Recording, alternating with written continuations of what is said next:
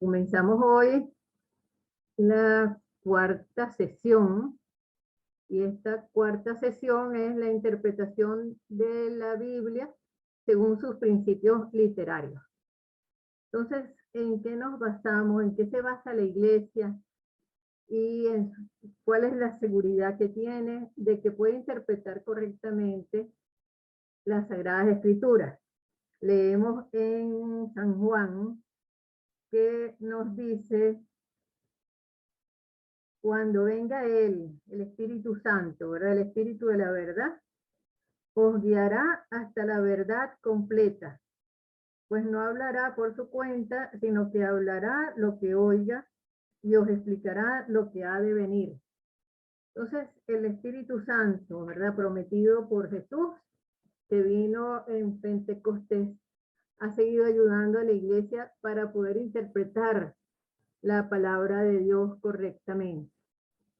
Entonces, tenemos que la diferencia. ¿Cuál es la diferencia entre nosotros católicos y los hermanos separados? A partir de la época de Lutero, que cortó con la autoridad de la Iglesia, pues dijo: cada uno interpreta las escrituras de acuerdo a sus propias luces, a como le dé pues su mente, y el Espíritu Santo le hable directamente. Mientras que nosotros tenemos una diferencia enorme, que es la Iglesia en su conjunto es la que tiene la ayuda del Espíritu Santo para podernos guiar. Entonces el magisterio de la Iglesia, con la ayuda del Espíritu Santo, que nos tiene entonces que ayudar en esta interpretación correcta de la Biblia, ¿no? Entonces, en la Biblia nunca, en ninguna parte está escrito que solamente la escritura y cada uno interpreta a su manera, sino más bien al revés. Vemos clarísimo que hay algunos pasajes en que nos dice la necesidad de buscar quien nos asista para interpretarla. Y es bien bonito cuando después de Pentecostés, Felipe se encuentra con aquel eunuco, ¿verdad?, de Etiopía, que iba leyendo las Sagradas Escrituras, y se le acerca inspirado por el Espíritu Santo y le pregunta: ¿y tú entiendes lo que lees? Y el otro le dijo: ¿cómo voy a entender si no tengo quien me explique?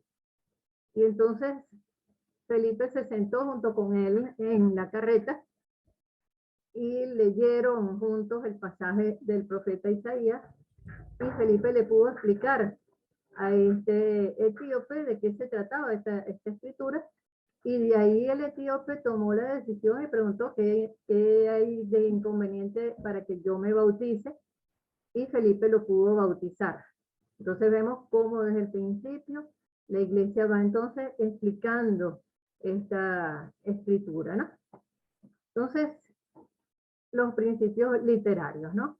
Cualquiera que se acerca a la Sagrada Escritura tiene que tomar en cuenta permanentemente que primero es Dios quien habla en ella, y segundo, que habla por hombres y a la manera humana.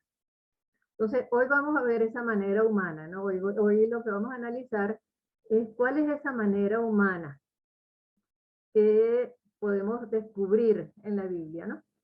Y el olvido de cualquiera de estas dos características puede traer el interpretarla de manera equivocada, ¿no? Si no tomamos en cuenta estas dos cosas, pues lo podemos equivocar terriblemente, ¿no? Entonces, esta sesión expone lo que requiere el aspecto humano de la Sagrada Escritura, mientras que la semana que viene vamos a ver la parte de su carácter divino.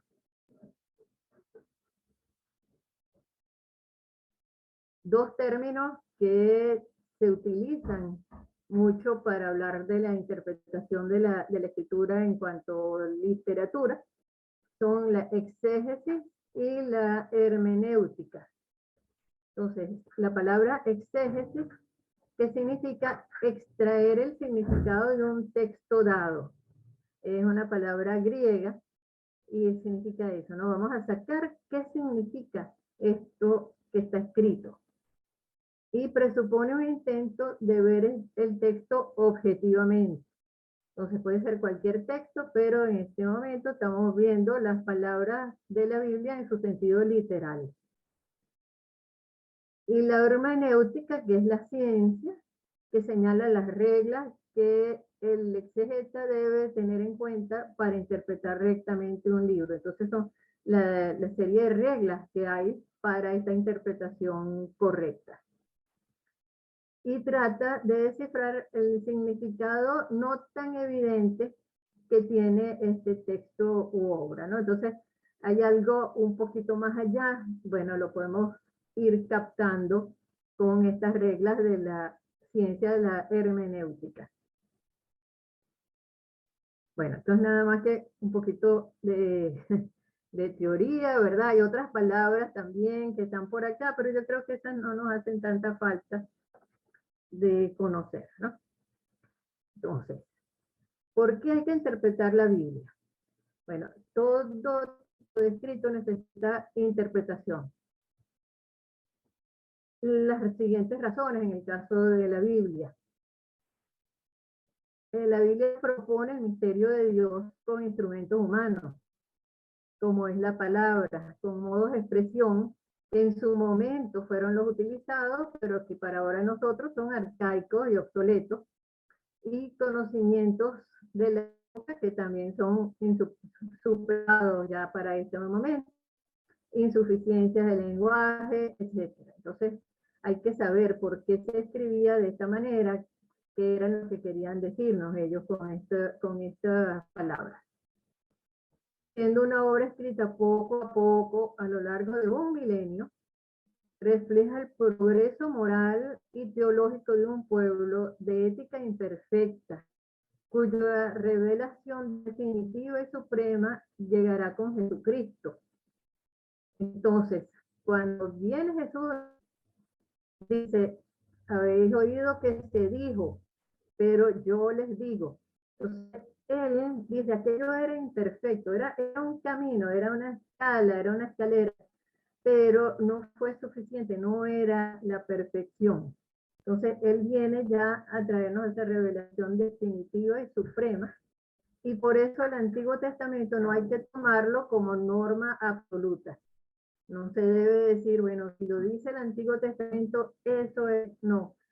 Es un paso ya de una mejora de algo que ya podría haber existido un poco en un nivel inferior, pero todavía no era la norma absoluta.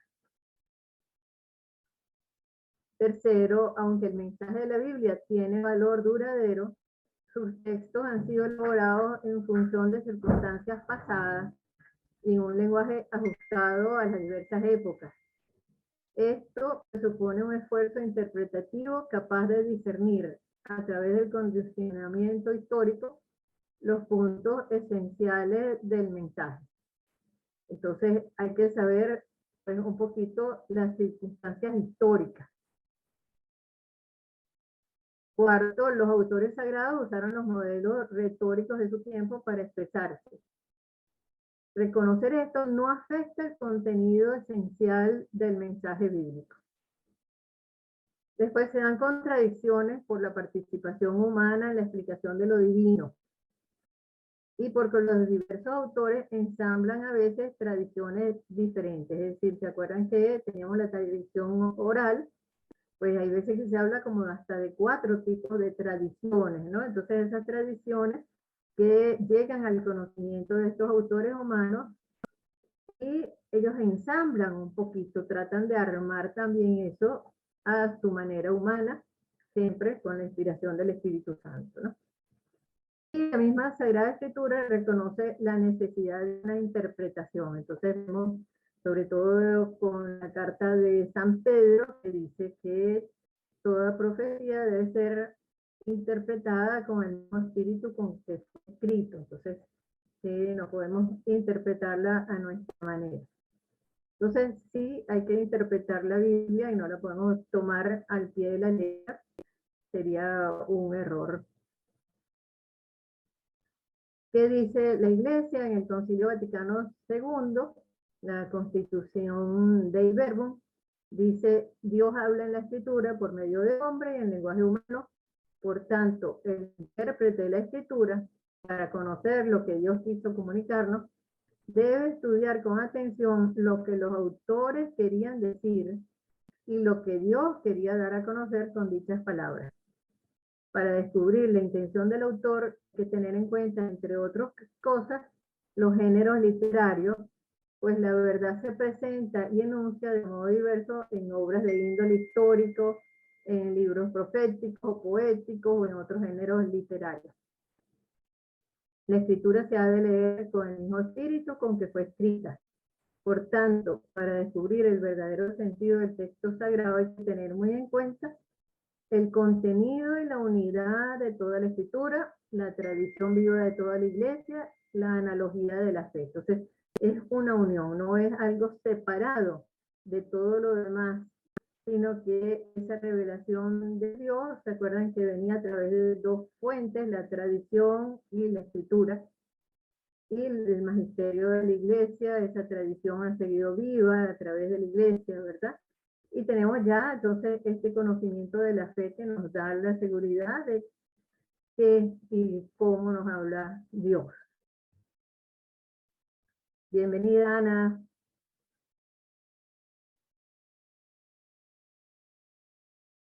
Hay límites en esta interpretación y la Comisión Pontificia Bíblica recuerda que para estar de acuerdo con la verdad, Irina, bienvenida. Ah, no, todavía no tiene audio. Vamos a esperar las 2 segunditos que se terminen de conectar las dos. Ana como que no pudo. Déjame decir, dice algo por acá. Tiene problemas para conectarse.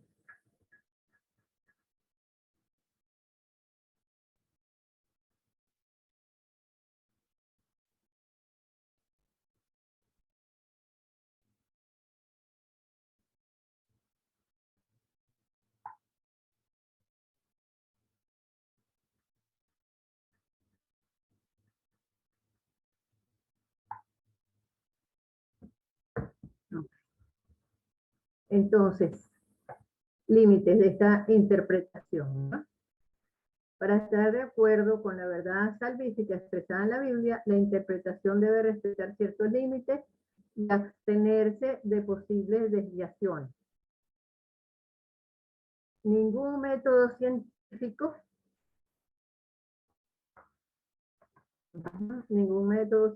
para el estudio de la Biblia está en condiciones de corresponder a toda la riqueza de los textos bíblicos.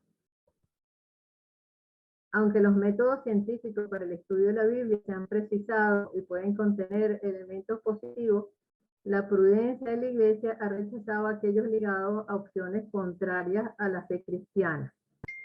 Entonces, como tiene que ser escrito, interpretado dentro del espíritu con el que fue escrito, ¿no?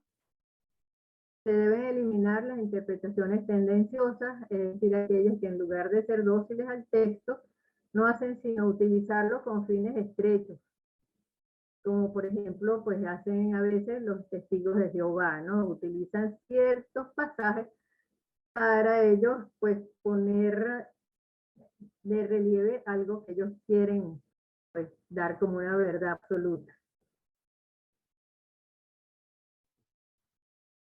La interpretación pierde toda validez si se basa sobre principios teóricos que están en desacuerdo con las orientaciones fundamentales del texto de la Biblia mismo, como por ejemplo el racionalismo opuesto a la fe o el materialismo ateo. Entonces nunca la Biblia nos va a llevar a algo opuesto a lo que Dios nos está diciendo como una verdad.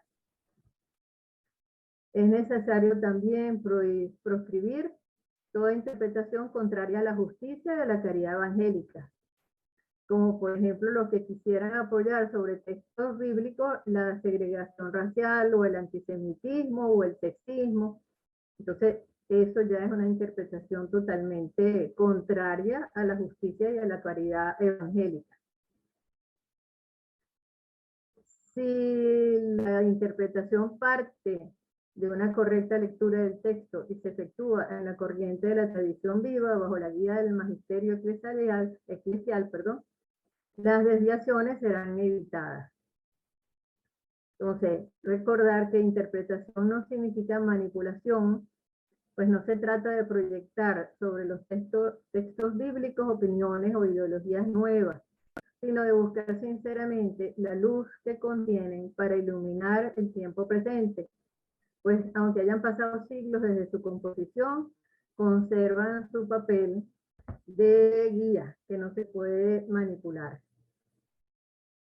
Estos serían entonces los peligros de interpretar cada uno pues a su manera. Entonces, ¿de qué se tratan estos géneros literarios, ¿no? Entonces, depende lo que vamos a interpretar de qué manera fue escrito, qué tenía pensado el autor cuando lo escribió. Esto es un cuento, esto es una poesía. Entonces, ¿qué son los géneros literarios? Son los distintos grupos o categorías en que podemos clasificar las obras literarias atendiendo a su contenido y a su estructura. Géneros literarios son los modos de hablar de que se sirven los escritores para expresar sus pensamientos. Los géneros bíblicos son identificados normalmente al examinar el estilo, la estructura, la forma, el tono, el contexto y las técnicas literarias de un libro. Entonces tenemos que para cualquier género literario tenemos historias, narraciones, poesías, cuentos, y lo mismo en la Biblia.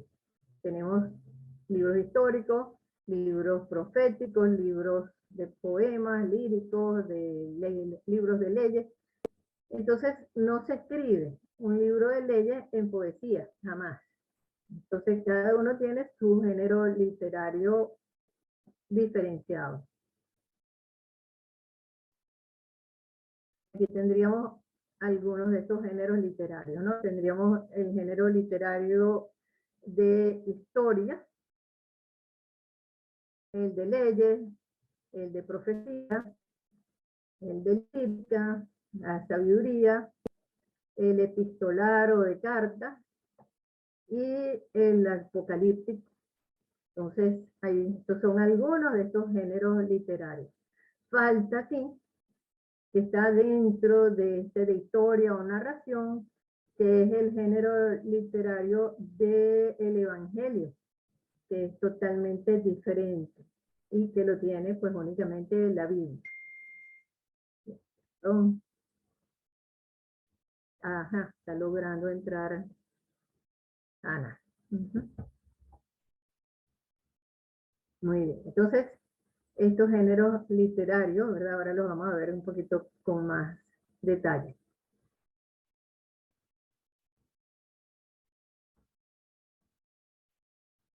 Entonces, al abrir la Biblia, muchas veces vemos que en el índice se dividen los mismos libros en narración o históricos, poéticos, sapienciales o didácticos y proféticos. Tenemos como cuatro géneros principales, ¿no? Narración o histórico, los poéticos, los didácticos o sapienciales y los proféticos. Cuando ustedes abran la Biblia van a ver que más o menos hay esa diferencia para los grupos de libros que tenemos, ¿no? Pero también se podrían añadir estos otros cuatro, ¿no? El jurídico o de leyes, el evangélico, que es justamente de los evangelios, el apocalíptico y el epistolar. Entonces, epistolar que son las cartas. Entonces, aunque la mayoría de estos libros entran en un solo género, hay algunos que contienen varios géneros. Eso no quita que aunque uno diga es narración, dentro de esa narración puede haber de repente un poema. Entonces, o que dentro de esta narración haya un pedacito que pueda ser apocalíptico. Entonces, hay que saber que no es único y exclusivamente ese género, pero sí el saber qué tipo de género es nos ayuda para comprenderlo mejor. Entonces, algunos géneros bíblicos. Esto no es exacto, ¿no? Esto fue más o menos lo que vendrían siendo estos libros, pero a lo mejor hay algunos que pueda ponerse también en otra categoría, ¿no? Pero dentro de los libros de narración o históricos, tenemos el Génesis, el Éxodo, los Levíticos, el Deuteronomio, Números, Josué, Jueces, Reyes, Samuel, Crónicas, Macabeos, etcétera, ¿no? Evangelio, pues tenemos no solamente los 4 evangelios, sino también los hechos de los apóstoles. Después tenemos los didácticos, y dentro de los didácticos podemos tomar a Jonás, a Ruth, pero también a Job, Proverbios, Eclesiastés, Sabiduría. A lo mejor alguien me dice, bueno, Jonás no, Jonás ponlo en narrativo, sí, puede ser. O Ruth también, pero también nos dan una enseñanza. Entonces habría que ver qué es lo que más nos llama la atención, si es como narración o como algo didáctico. Tenemos entonces también el poético, ¿verdad? Los salmos, Cantar de los Cantares y las lamentaciones. Las profecías, entonces tenemos todos estos profetas. Bienvenida Ana, lo lograste, qué bueno. Tenemos a Isaías, a Jeremías, a Ezequiel, Daniel, Oseas, Joel, Amós, Abdías, Miqueas, Nahum, Habacuc, Sofonías, Ageo, son unos cuantos, ¿verdad? Llamamos a algunos profetas mayores, a otros profetas menores por el tamaño del libro, pero son todos este estilo de literatura profética. Y diferente al profético, pero con algo parecido es el apocalíptico. Entonces tenemos 2 libros apocalípticos, el Apocalipsis tal cual y el libro de Daniel, que puede ser profético o puede ser tomado como apocalíptico. Después tenemos las epístolas.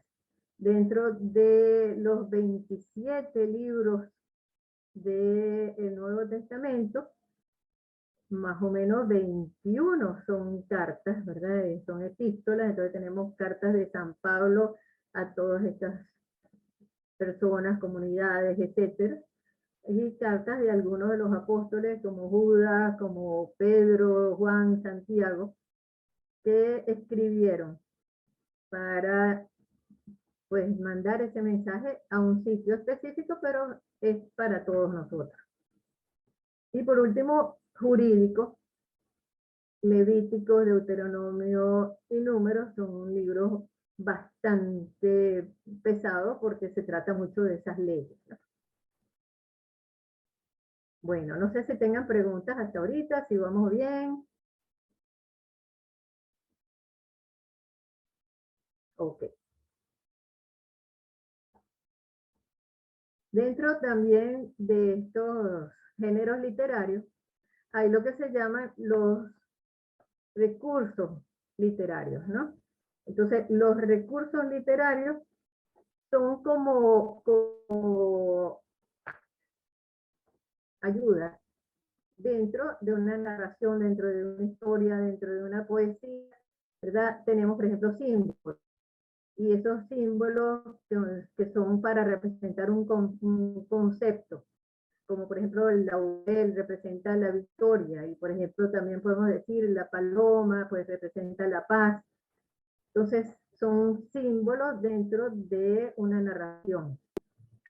Las parábolas, que es el método didáctico favorito de Jesús, ¿verdad? De esas narraciones se deduce una enseñanza moral. Después tenemos metáforas que son pues parecidos, sinónimos, ¿verdad? Tenemos pseudonimia, que es adoptar un nombre diferente al propio. Las hiperboles o exageraciones. Entonces, por ejemplo, si tu ojo derecho te escandaliza, sácatelo. Si nosotros lo tomáramos al pie de la letra, y gracias a Dios la iglesia jamás lo ha hecho, pues sería algo gravísimo. Pero lo vemos como lo que es, ¿no? Es una manera de hablar del estilo oriental con algunas exageraciones o hipérbolas, ¿no? Algunas dinámicas, por ejemplo, en la fuerza, ¿verdad? Decimos el brazo, entonces hablamos del brazo de Dios. Hay fábulas y alegorías para facilitar la comprensión de ciertas narraciones. Por ejemplo, pues cuando se habla en el Génesis de la serpiente, del árbol de la vida, cuando se habla de la mujer de Lot que se quedó convertida en estatua de sal, pues a lo mejor dentro de todo esto hay este estilo de la alegoría o de la fábula, ¿no? Siempre buscando facilitar la comprensión del mensaje principal. Entonces, hay un instrumento catequético que no es elemento histórico, como por ejemplo cuando se habla de los gigantes, quizás también la Torre de Babel, son cosas que podemos tomar también como leyendas que han ido quedando, ¿no? Tenemos vidas ejemplares, el samaritano, el hijo pródigo, el pobre Lázaro, mucho de genealogías, sobre todo en el Antiguo Testamento vemos esas largas listas de genealogías. Es como la teología del registro civil, es algo muy importante para este pueblo de Israel para saber, pues, quiénes pertenecían a ese pueblo, ¿no? Símbolos numéricos, por ejemplo, cuando se habla de 70 veces 7, ¿qué significa eso? Pues todas las veces que haga falta, todas las veces que sea necesario, es un sin límite. Cuando hablamos del 12, cuando hablamos del 3, cada uno tiene un símbolo. Estos números son muy importantes porque tienen este simbolismo, ¿no? Y tenemos también entonces narraciones populares para realzar la figura de algún héroe o gesta del pueblo, o la descripción de las plagas de Egipto que agrandan para impresionar, o las de Sansón con las 300 zorros, ¿verdad? Pues hay unas cuantas narraciones populares que utilizan un estilo como de exagerar un puntito para que quede en la mente pues que fue algo grande, que fue algo importante, ¿no? Entonces estos son figuras literarias, no son géneros. Los géneros es donde calzan estas figuras literarias después. Bueno, entonces vamos a ver algunos ejemplos, ¿no? ¿Cuál vendría siendo el género de narración? Es el relato oral o escrito en el que se cuenta algo que ha sucedido realmente, o un hecho o una historia ficticia. Entonces, constituye el fundamento e identidad de una familia, de una tribu, de un pueblo o una nación. Entonces, dice un gran estudioso de la Biblia, se llama Robert, la historia, género que narra los acontecimientos del pasado, es como la tierra firme y rica, en la que hunden sus raíces los otros géneros literarios. Entonces, tenemos que la historia abarca pues todo lo que después se va a ir uniendo a esto. Entonces, este género literario de narración histórica, ¿verdad? Tenemos, por ejemplo, aquí en Macabeos, y lo leemos, ¿no? Alejandro, hijo de Filipo, rey de Macedonia, que venía del país de Quitim, reinaba en toda la Grecia. Después de haber vencido a Darío, rey de los persas, reinó en su lugar.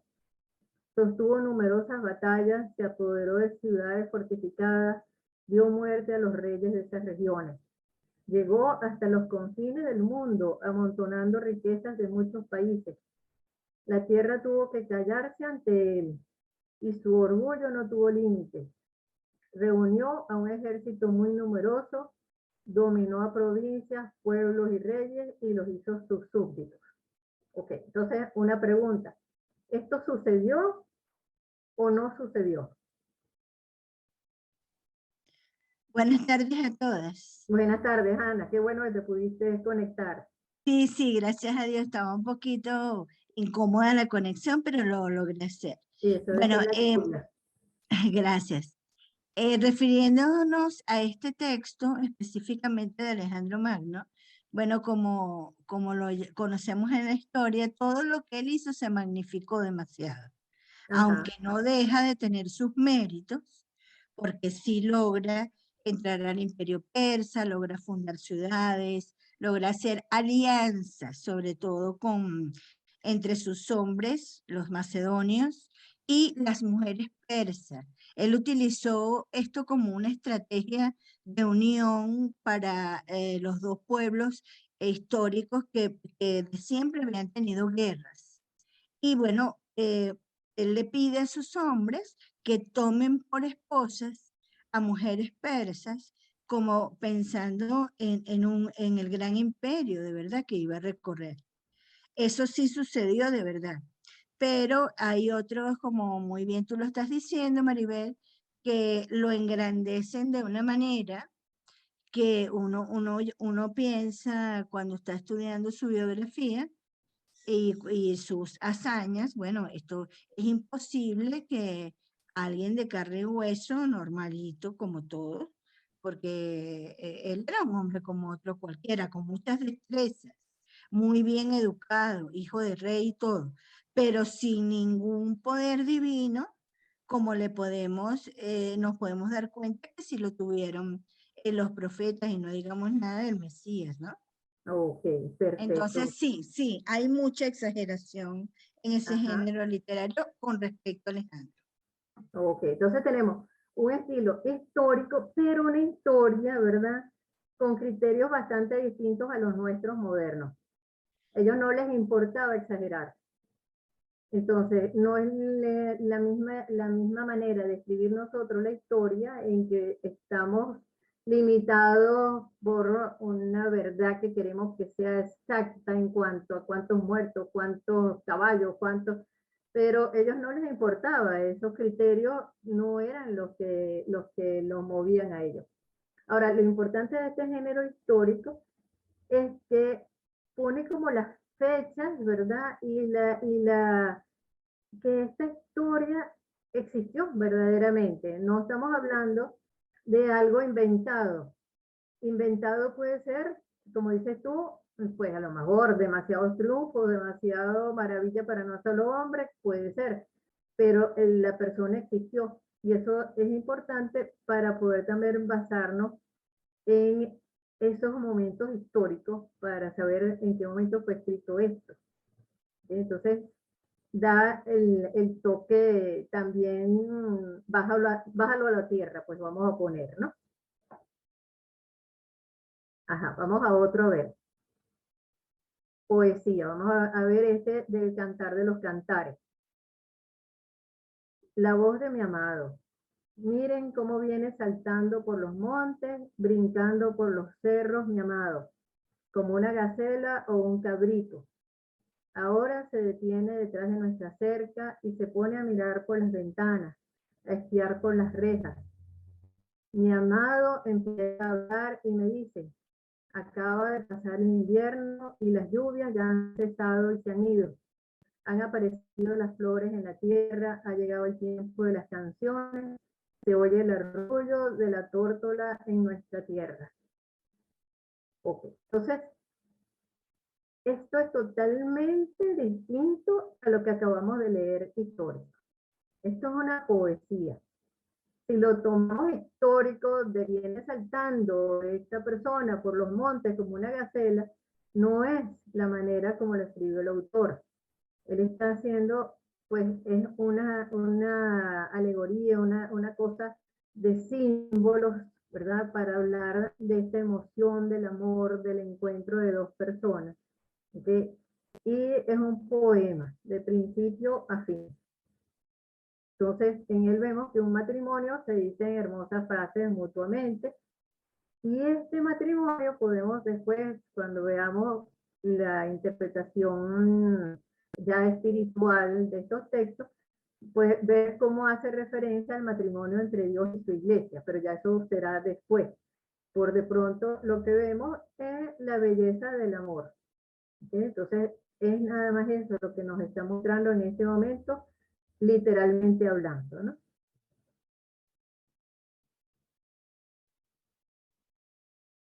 Ok, la profecía. Este es otro género literario totalmente diferente. Y aquí está el texto de Isaías. Hay que tomar en cuenta, Isaías se escribió, vamos a ver si alguno de ustedes sabe cuántos años antes de Cristo escribiría Isaías.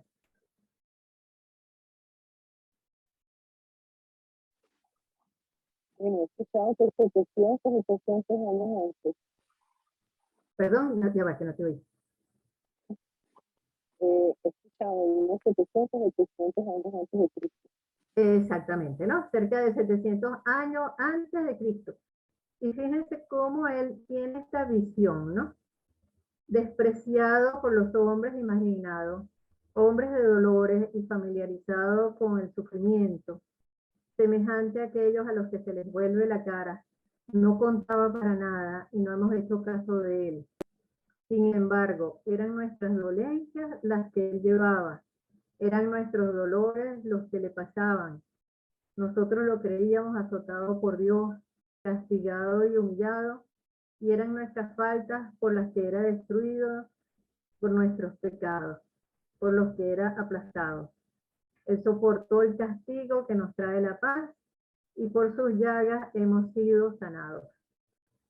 Entonces, esto es una profecía, ¿no? Es una profecía bellísima en que Isaías, pues pareciera que tiene esta visión de Cristo, ¿no? Y eso, pues para las personas antes de Cristo, esta profecía era muy difícil de entender, de quién está hablando, quién es la persona que va a ser, pues, hombre de dolores, familiarizado con el sufrimiento. Después de que sucede la profecía, es que nos damos cuenta ya totalmente, esto pues permite ver los padecimientos de la muerte de Jesucristo muchísimos años antes de que suceda.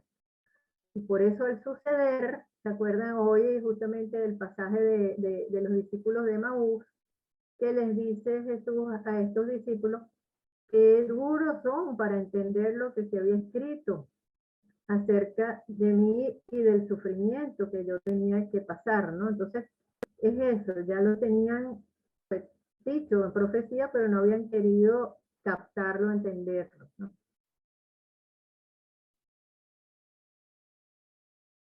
Ok, este es apocalíptico, ¿no? Este es diferente.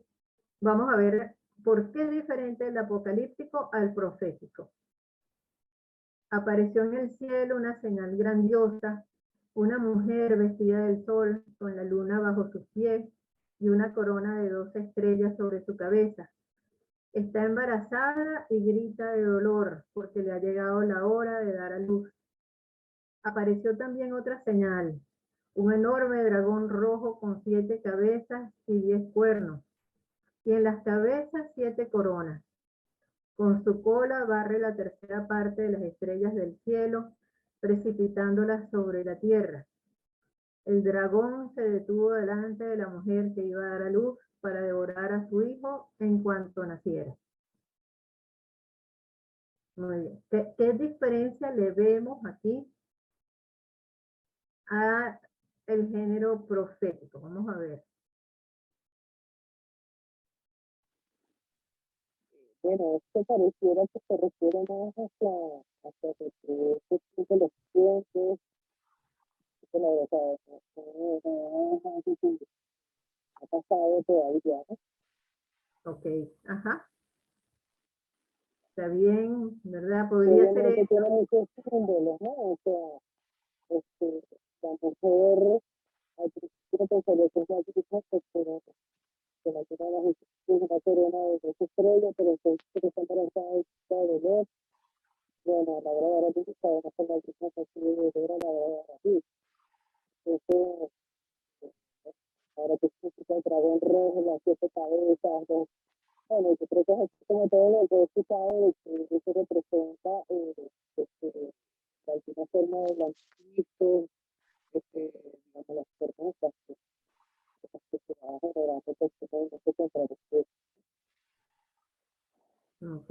Perdona, Sara, te oía poco, pues creo que mi micrófono está un poquito fallón, pero sí, más o menos te capté lo que dices, está bien, ¿no? Entonces, Okay. Ajá. No, disculpen, yo quería acotar, profesora, que todo, yo oí mal también, o sea, se oye como intermitente. Ah, No ok, sé las demás sí. compañeras, pero yo Sí, oí yo en no la terminé de explicación de entender, Sara, ajá, no que entendí. se oía como intermitente, y como ha estado tan mala la conexión hoy, Sí, Sí, sí, de sí, hecho, yo tampoco escuché a Sara, no escuché lo que dijo. sí, es una Disculpa, Sara, lástima. pero no. Sí, Ok, Sí, sí. ¿qué haces con audífonos? Que a lo mejor, digamos, yo no- Pero los audífonos no me, como micrófono no funcionan tan bien. Entonces Ah, debe ser por eso que yo me acerqué la boca al micrófono del celular, pero después me olvidé que realmente es el audífono que funciona también como micrófono. No sé ok, si ahora me escuchan ahora mejor. sí te oímos perfecto. Oh, ok, ok, ya, Sí, ya. ahora sí. Sí, Sara, No, ahora sí. bueno, que yo lo que he escuchado de diferentes interpretaciones del Apocalipsis es que, bueno, se refiere obviamente hacia, obviamente no, mentira, nada obvio, es bien difícil. Se refiere al fin de los tiempos. Después que habla de una mujer vestida de sol con la luna a sus pies y una corona de 2 estrellas, pareciera como que está hablando de la Virgen María, pero después dice que está embarazada y grita de dolor a la hora de dar a luz, y bueno, sabemos que la Virgen María parió sin dolor. Entonces también hay quienes dicen que eso se refiere a la iglesia, que es la esposa de Cristo. Después está esta figura del dragón con las 7 cabezas, que bueno, que he escuchado también porque se refiere digamos, de alguna manera, el anticristo, ¿no? O sea, la persona que viene pues a tratar de destruir la iglesia o la institución o la organización o cualquier cosa que venga a tratar de destruir la iglesia, ¿no? Para Ujú. tratar de devorar a la mujer y devorar al hijo que está a punto de nacer. O sea, digamos, es muy simbólica, pues, ¿verdad? Que el Apocalipsis es un libro escrito con mucha simbología, ¿no? Sí, muy difícil de interpretar, ¿verdad? Hay algunos que dicen que es como el final de los tiempos, pero otros nos dicen que no, que es algo que está como presente siempre, ¿verdad? Esa especie de lucha entre el bien y el mal, es algo como que más de un mensaje de esperanza, ¿verdad? Entonces, sí, no terminamos de captarlo, ¿verdad? Pero tiene estas imágenes majestuosas, sorprendentes. Si uno ve una película hecha generalmente por los evangélicos de acerca del apocalipsis, uno dice, wow, mira, le ponen todas las imágenes y todo aquello, ¿verdad? Pero no logran atrapar el sentido, ¿no? Entonces, como dices tú, puede ser la Virgen, sí, puede ser la Virgen, y yo creo que para mí sería la explicación, ¿verdad? Porque está vestida de sol, significa ella resplandece con la gracia de Dios, que es el sol de justicia, ¿no? Entonces, ella que está llena de gracia, ¿verdad? Con la luna bajo sus pies, significa que es la reina de todo lo creado, y la corona de 12 estrellas significa también pues, que es la madre de la iglesia. Pero dice, está embarazada y grita de dolor. Bueno, ¿cuál es el dolor de la Virgen? El dar a luz a cada uno de nosotros hijos pecadores y ver cómo nos separamos de Dios y cómo ofendemos a Dios, puede ser eso, ¿no? Entonces ese es el dolor de la Virgen. Pero puede ser, puede no ser, ¿no? Eso yo no le voy a dar ya la seguridad de una interpretación, ¿no? Y lo mismo, pues cuando habla del dragón rojo, 7 cabezas, el número 7 significa algo, pero los 10 cuernos es una imperfección, ¿verdad? Por un número imperfecto. Entonces, esto tiene toda una cantidad de interpretaciones que puede provocar muchos errores. Y entonces la gente lo toma como un libro de destrucción, de dolor, muerte, cuando por el contrario quizás puede ser este libro de consolación y del triunfo de Jesús. Entonces es bien difícil y habría que dejarlo como que al final de entender bastante mejor la Biblia, pues uno tome su cursito de Apocalipsis para poder apreciar mejor este libro, ¿no? Pero es otro tipo de lenguaje totalmente diferente. Ajá, Tina, dime. Yo quería comentar algo. Hay un libro de Scott Hahn que se llama La Cena del Cordero. Sí, por supuesto, está relacionada con la Eucaristía, la misa. Y él hace una alegoría espectacular del libro del Apocalipsis con la misa. sí. Y es precioso porque bueno, por lo menos a mí me pasó, se le quitó un poquito el miedo que se puede sentir en relación a este libro, que siempre ha estado rodeado de todo ese misterio y todas esas conjeturas que se hacen, ¿no? Sí, Es un libro precioso y él, como converso, hace un análisis muy bonito. tienes toda la razón, es una belleza. Y él analiza, él pareciera así como que el Apocalipsis va también como por etapas, y él ve esta de el cielo en la tierra y la misa a través de estas imágenes del Apocalipsis, ¿no? Es muy bonito, muy bonito.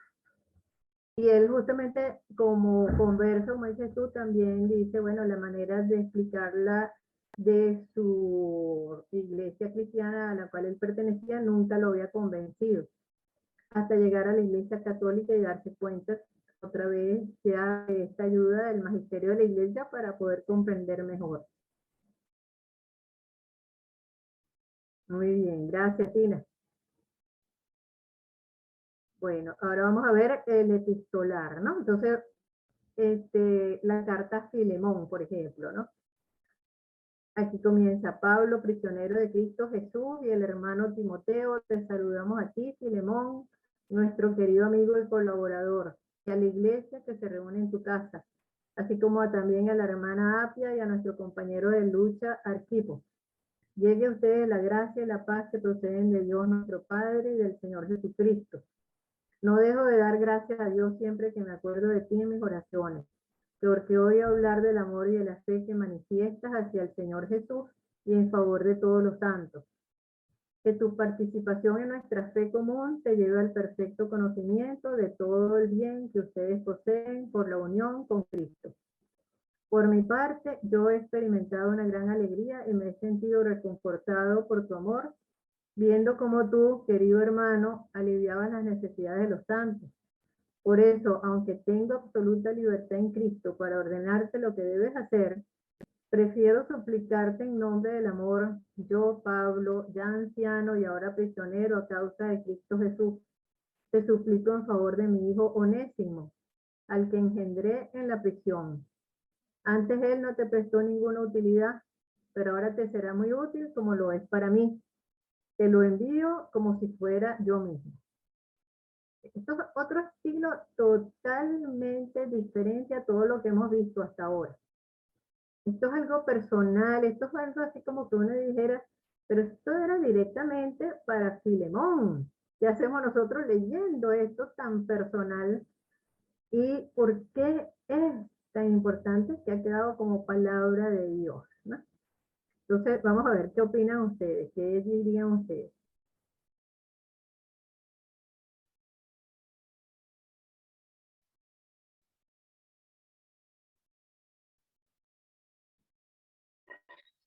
Bueno, con permiso de mis compañeras, profe. Ajá. Yo siento que estas cartas eran una forma de compartir entre todos las distintas experiencias que cada uno tenía. Ajá. En función de esta nueva vivencia del cristianismo. Nadie sabía qué era, pero mi experiencia enriquecía la tuya, tu experiencia enriquecía la de otro, y así fue creciendo el cómo vivir este cristianismo. Por eso creo que es importante que se compartan estas cartas, de tal manera que yo me puedo enriquecer con lo que a ti te pasó, puedo encontrar semejanzas, yo te puedo dar esperanza, yo te puedo dar apoyo, podemos estudiar cuáles pudieran ser estas normas que tienen que volver a regir a la nueva iglesia, y así fue creciendo, bueno, la iglesia que hoy conocemos. Exacto. Muy bien, perfecto, ¿no? Entonces, fíjense cuánta enseñanza aquí, ¿no? primero, la parte personal, ¿no? Es una familia. Estamos hablando de que el cristianismo somos una familia, somos hijos de Dios, somos hermanos, todos. Entonces, lo que se le escribe a Filemón, pues nos afecta a todos, que somos hermanos. Entonces, no es únicamente para él, ¿no? Y Pablo en esta carta está pidiéndole a favor de mi hijo Onésimo. Fíjense la frase que él usa, ¿no? Mi hijo Onésimo. Cuando si lo tomáramos literalmente y sin tomar en cuenta las figuras literarias, como les decía, uno diría, bueno, y entonces, bueno, es tu hijo, pues está diciendo, le trata bien a mi hijo. Pero no, este Onésimo no era hijo de Pablo, es un esclavo al cual, me imagino yo, Pablo le habló del cristianismo y Onésimo se hace hijo de Dios. Entonces Pablo dice, lo engendré en la prisión, le di a él la posibilidad de ser hijo de Dios, soy casi como su padre entonces, ¿ok? Y él habla de Onésimo, que es un esclavo con este amor. Esto es totalmente diferente a como se hablaba de un esclavo en aquellas épocas. Y ahora le dice, te lo envío como si fuera yo mismo, es decir, él se hace uno con este esclavo. Entonces, quizás no esté diciéndole, déjalo libre, pero sí le está diciendo, es un hermano, es un hijo de Dios, es como si fuera yo mismo, tienes que tratarlo pues con ese cariño y ese amor, ¿no? Entonces es una enseñanza para siempre, para todos, bellísima, pero a través de algo muy personal, ¿no? Entonces es una carta bellísima esta de Filemón. No sé si alguien tiene algo más que decir.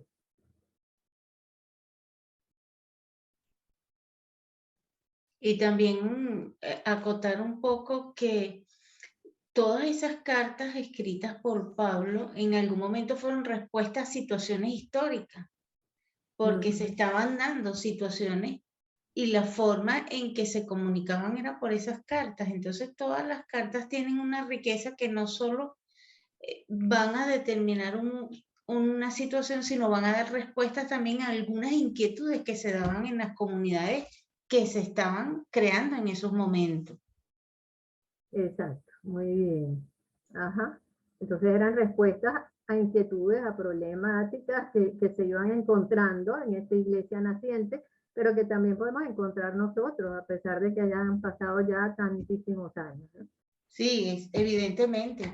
Sí. Entonces, bueno, sigue siendo la palabra de Dios que es para todas las épocas, todos los momentos, ¿no? Entonces, es una manera de hablar, de escribir, que no es pues escribir el texto de un catecismo, pero sí de una explicación muy bonita que nos sirve para basarnos en ver cómo entonces es este amor al prójimo, cómo se vive este amor al prójimo. Muy bien, déjeme ver si tengo otra por acá, vamos a ver, bueno, aquí el jurídico, ¿okay? Aquí tenemos entonces, por ejemplo, en Levítico, el Antiguo Testamento, el sacrificio por el pecado de toda la comunidad. Si la que obra inadvertidamente es toda la comunidad de Israel, que sin darse cuenta se hace culpable cometiendo una falta contra alguna de las prohibiciones contenidas en los mandamientos del Señor, apenas se conozca el pecado cometido, la asamblea ofrecerá un novillo sin defecto en calidad de sacrificio por el pecado. Lo llevarán ante la carpa del encuentro y los ancianos de la comunidad impondrán sus manos sobre la cabeza del novillo delante del Señor. El novillo será inmolado en la presencia del Señor y el sacerdote consagrado por la unción llevará la sangre a la carpa del encuentro. Luego mojará su dedo en la sangre y con ella hará 7 aspersiones delante del Señor frente al velo del santuario. Después pondrá un poco de esa sangre sobre los cuernos del altar que está delante del Señor en la carpa del encuentro. Y derramará toda la sangre sobre la base del altar de los holocaustos que está a la entrada de la carpa. Okay. Estas son las leyes del Antiguo Testamento. Vamos a ver, ¿qué me dicen ustedes de esto?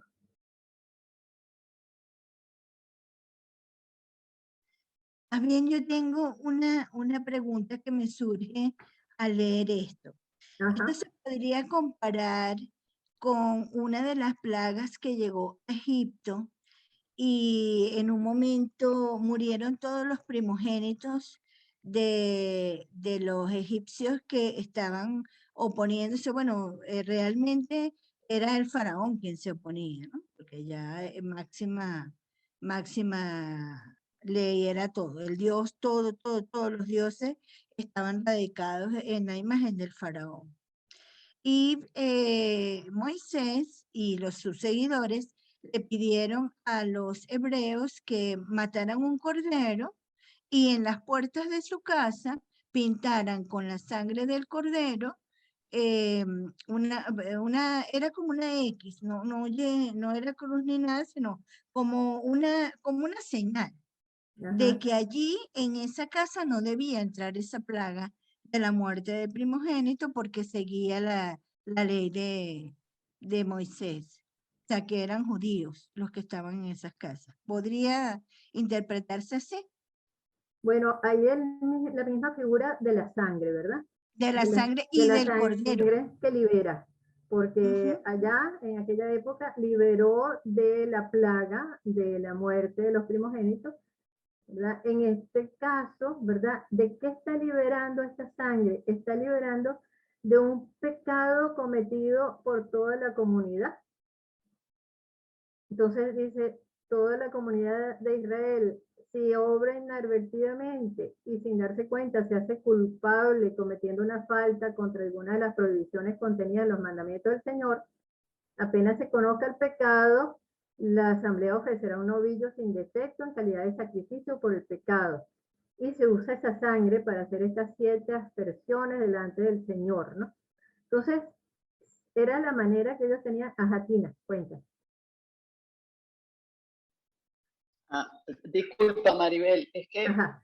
a mí esto que estamos leyendo me hace pensar un poco, me vino a la mente el momento en que el obispo hace sacerdote colocando las manos sobre la cabeza, como dice aquí, coloca las manos sobre la cabeza del cordero, como purificándolo, ¿no? Y me vino a la mente cuando los sacerdotes, bueno, se están ordenando y pasan todos los sacerdotes y le ponen la mano en la cabeza y ellos de rodillas reciben como el Espíritu Santo de los sacerdotes mayores, ¿no?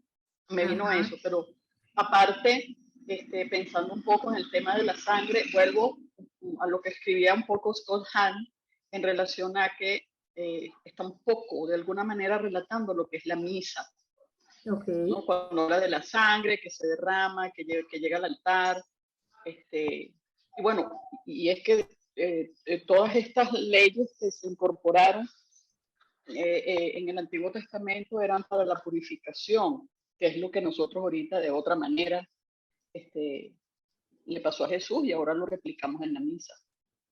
Ok, entonces sí, Sobre todo un esto, altar, sobre el altar, el velo, el santuario, y si uno ve muchos altares, muchas iglesias, muchas catedrales, cumplen un poco con todas estas descripciones que en estos libros jurídicos se hacen de cómo había que construir el tabernáculo y todo esto. No sé, se mantienen muchas de estas descripciones que se hacen aquí.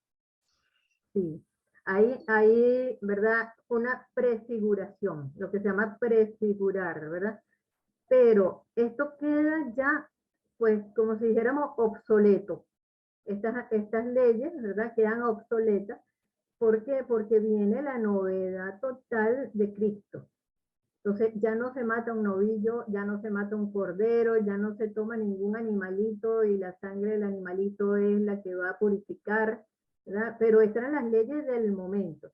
Por eso les decía que no hay que tomar el Antiguo Testamento como la verdad del momento, sino que fue una preparación. Entonces aquí esta preparación prefiguraba a Cristo, ¿ok? Prefiguraba al que verdaderamente iba a dar su sangre y con esa sangre iban a quedar libres los pecados de toda la comunidad, no de Israel, sino de la humanidad. Entonces estamos en un momento de como inicios, ¿verdad? Pero de inicios que algo que se iba a hacer realidad con Cristo. Entonces con Cristo ya esto queda obsoleto, ¿verdad? Pero Él viene a ser el nuevo sacrificio, el verdadero, que con su sangre nos da el perdón de todos nuestros pecados. Y fíjense que tiene las 7 aspersiones, entonces esas 7 aspersiones hace pensar en los 7 sacramentos.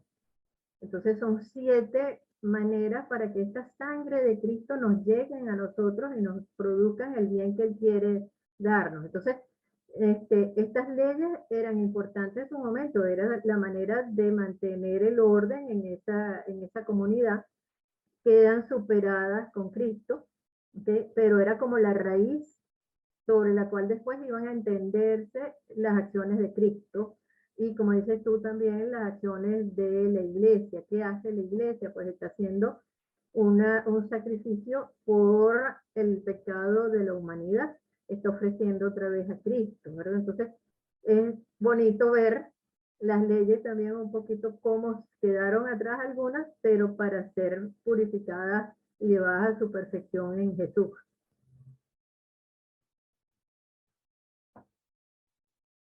Bueno, no sé si tengan algo más aquí.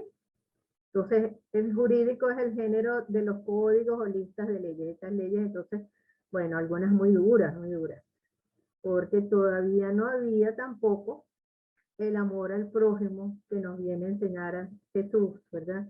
El que nos dice, da la vida por tu hermano, aprende de mí que vine a dar la vida. Entonces, en estas listas de leyes, pues todavía había algo un poquito superior de justicia, pero hay leyes muy duras de esta comunidad de Israel, ¿no? Ajá. Didáctico, entonces, ahora vamos a ver esta de los sapienciales o didácticos, y vemos esta del eclesiástico. El que toca el betún se queda manchado, y el que trata con el orgulloso se vuelve igual a él. No levantes una carga demasiado pesada, ni trates con uno más fuerte y más rico que tú. Puede el vaso de arcilla juntarse con la olla. Esta lo golpeará y aquel se romperá. El rico agravia y encima se envalentona. El pobre es agraviado y encima pide disculpas. Mientras le seas útil te explotará, pero si no tienes nada te abandonará. Si posees algo vivirá contigo y te despojará sin lástima. Cuando te necesite tratará de engañarte, te sonreirá y te dará esperanza. Te dirigirá hermosas palabras y te preguntará qué te hace falta. Te comprometerá con sus festejos hasta despojarte 2 y 3 veces y al final se burlará de ti. Después, cuando te vea, pasará de largo y meneará la cabeza delante de ti. Presta atención para no dejarte engañar ni ser humillado por tu insensatez. Cuando te invite un poderoso, quédate a distancia y te invitará con más insistencia. No te precipites para no ser rechazado, ni te quedes muy lejos para no ser olvidado. Entonces, estos son, vamos a ver, ¿qué opinan ustedes de esto?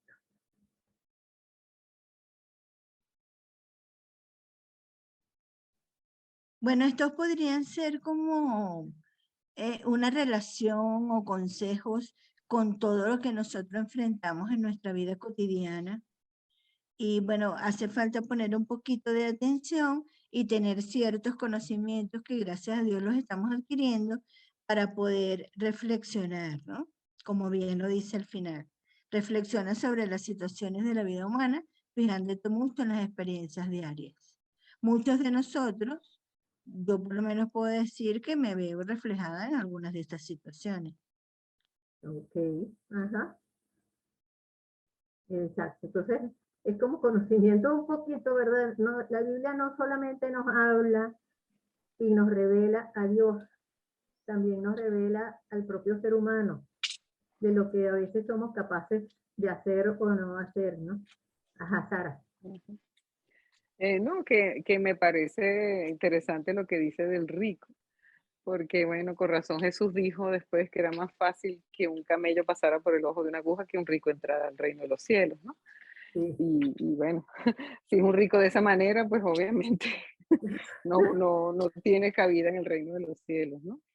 Y también quería pues mencionar que hay un libro que me llama mucho la atención, creo que es el de Proverbios, que da muchos consejos que me parecen lindos, ¿no? O sea, por ejemplo, que si la esposa sensata, algo así.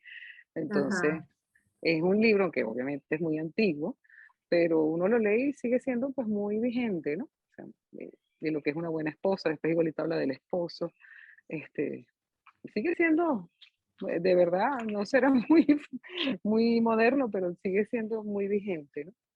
El sí, buen hijo también, o sea, tiene así unos consejos muy bonitos sobre, sobre cómo llevar la vida, ¿no? exacto. Entonces, eso, ¿no? Son conocimientos que van adquiriendo de la vida humana, las situaciones de la vida humana. Uno puede decir, bueno, si tratamos entre cristianos, esto podría ser que hubiera sido ya superado, pero igual uno ve que el ser humano sigue siendo el ser humano y que hay que tener prudencia y que tener cuidado, pues nos enseña un poquito eso, ¿no? Ese cuidado, esa prudencia, ¿no? Este, no levantes una carga demasiado pesada ni trates con uno más fuerte y más rico que tú. Entonces, mucho cuidado, ¿verdad? Porque de repente esa persona pues puede aprovechar su posición, su dinero, y bueno, uno tiene que tener esa prudencia. Entonces, eso, el de Proverbios también es uno de esos libros didácticos o sapienciales, ¿no? Entonces, tenemos pues estas enseñanzas, ¿no? No solamente habla de Dios, nos habla también de nosotros mismos. Muy bien. Conclusión, ¿no? La Biblia es un libro religioso, pero también una obra literaria. Por eso es muy importante tener en cuenta el género literario en que está escrito un pasaje para entender mejor qué es lo que el autor quiso decir. Los géneros literarios bíblicos son las diversas formas de expresión que se utilizan para transmitir unos determinados contenidos de fe y se corresponden a una intención teológica determinada. La diversidad de los géneros y subgéneros con que nos encontramos en cualquier literatura también se pueden identificar claramente en la Biblia. El Antiguo Testamento está compuesto por libros escritos en un largo y complicado proceso de composición, en múltiples géneros y en distintas épocas históricas del pueblo hebreo. Se dan en él los géneros más comunes y característicos del mundo semita en donde se escribió, con un predominio de lo imaginativo y lo concreto, como vemos en el Pentateuco, que son principalmente libros narrativos, pero no eso no impide que aparezcan otros géneros menores, como pueden ser la parábola o la poesía.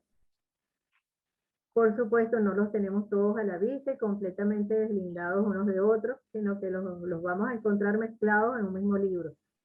Y un mismo hecho puede ser narrado con diversos géneros literarios.